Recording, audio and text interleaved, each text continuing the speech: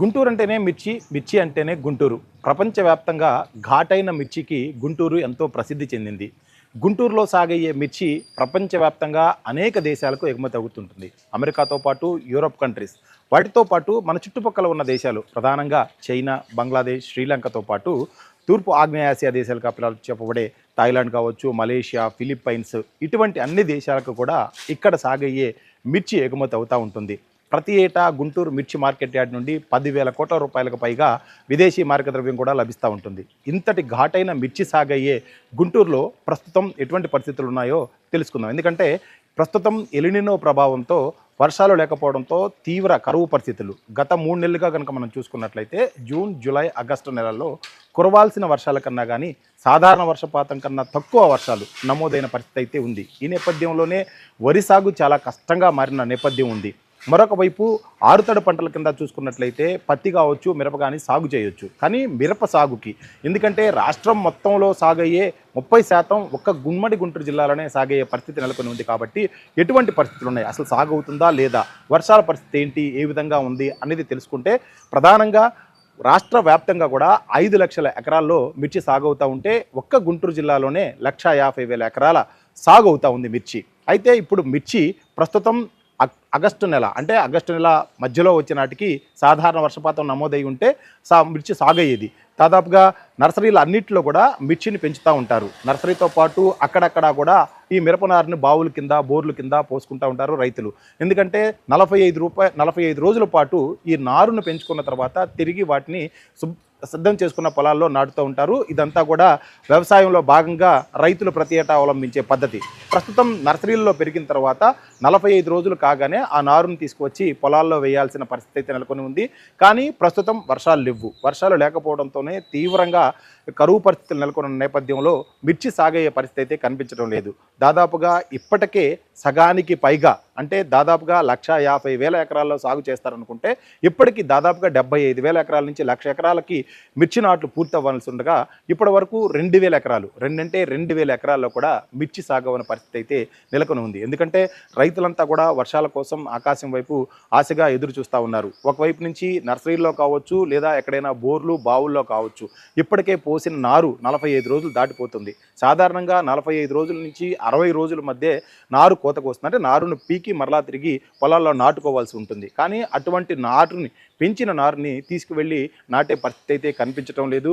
ఎందుకంటే గత 2 ఏళ్ళ కనుక చూసుకున్నట్లయితే 2024-25లో చాలా పెద్ద ఎత్తున ఒక గుంటూరు జిల్లాలోనే 1,80,000 ఎకరాల్లో మిర్చి సాగైంది. అయితే ఆ ఏడాది అంటే 2025 మిర్చి సీజన్లో ధరలు బాగా తగ్గుముఖం పట్టాయి. దీంతో రైతులంతా కూడా తీవ్రంగా నష్టపోయారు. ధరలు లేకపోవడంతోనూ అధికంగాను సాగవడం, అదేవిధంగా దిగుబడులు కూడా చాలా ఎక్కువగా ఉండడం. ఎకరానికి వచ్చేసరికి 40 క్వింటాల వరకు కూడా కొన్ని చోట్ల దిగుబడులు వచ్చాయి. ఈ నేపథ్యంలోనే 2025లో మిర్చి ధరలు గణనీయంగా తగ్గిపోయాయి. రైతులంతా కూడా నష్టపోయారు. ఇక 2025-26 సీజన్ చూసుకుంటే 2025 మనకి ఖరీఫ్లో కనుక చాలా పెద్ద ఎత్తున కూడా మిర్చిని సాగు చేశారు. సాగు చేసినప్పుడు 60,000 ఎకరాలకి, అంటే గత 2024-25తో పోల్చుకుంటే మాత్రం తగ్గినప్పటికీ కూడా 60,000 ఎకరాల్లో గత ఏడాది కూడా సాగు చేసిన పరిస్థితి ఉంది. గత ఏడాది దిగుబడులు కూడా ఆశాజనకంగానే ఉన్నాయి. ఈ నేపథ్యంలోనే ధర కూడా మంచి ధర రావడం జరిగింది. దాదాపు క్వింటాకి 20,000 రూపాయల పైనే ధర అంతా కూడా పలికింది. వివిధ రకాలైన మిర్చి మనం చూస్తూ ఉంటాం. బ్యాడ్గి కావచ్చు, తేజ కావచ్చు, 301, 304 ఇలా అనేక వెరైటీల మిర్చి ఉమ్మడి గుంటూరు జిల్లాతో పాటు రాష్ట్ర వ్యాప్తంగా కూడా సాగవుతూ ఉంటుంది. వీటిలో కొన్ని ఎక్స్పోర్ట్స్ క్వాలిటీ ఉంటాయి, కొన్ని స్థానికంగా ఉపయోగించే ఉంటాయి.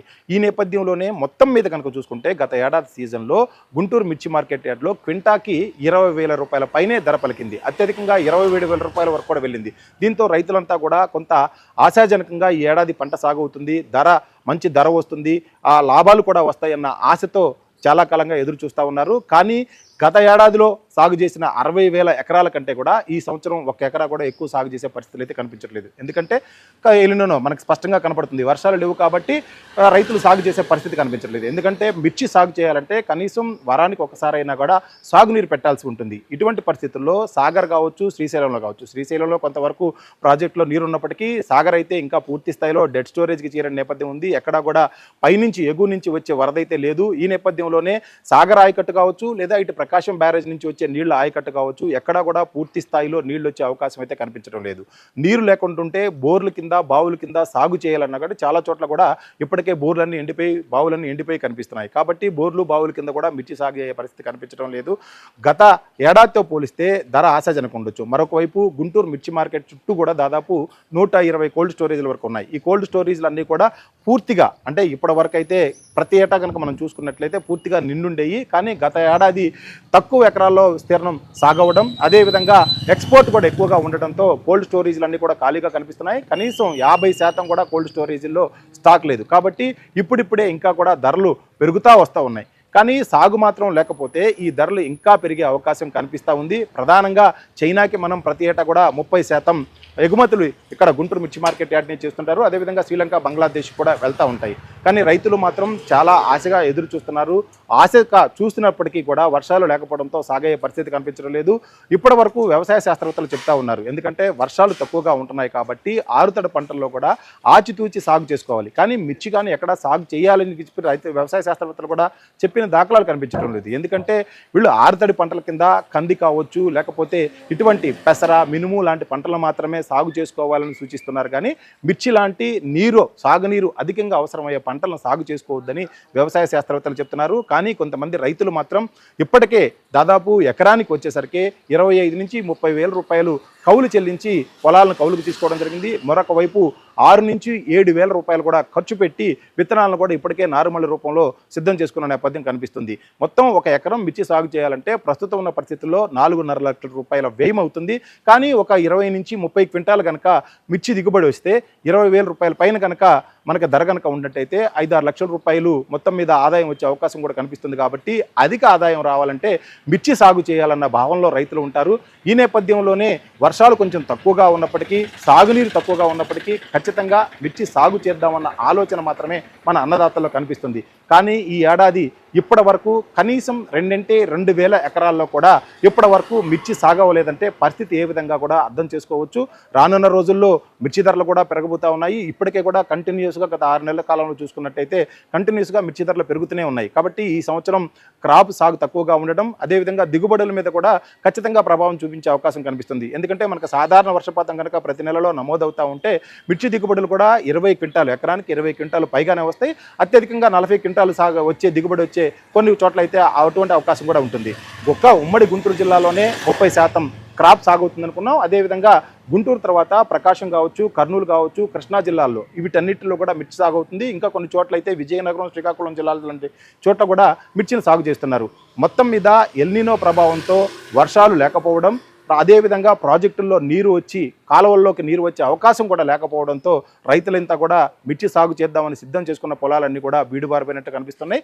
తీవ్ర ఆవేదనలో అయితే అన్నదాతలు కనిపిస్తూ ఉన్నారు. ప్రభుత్వం మాత్రం ముందు నుంచి కూడా సూచిస్తూనే ఉంది, ఎక్కడైతే సాగునీరు అత్యధికంగా అవసరం అవుతాయో అటువంటి పంటలను సాగు చేయొద్దంటుంది. రైతులు ప్రస్తుతం అయితే ఏం చేయాలో పాలుపోని స్థితిలో అయితే ఉన్నారు.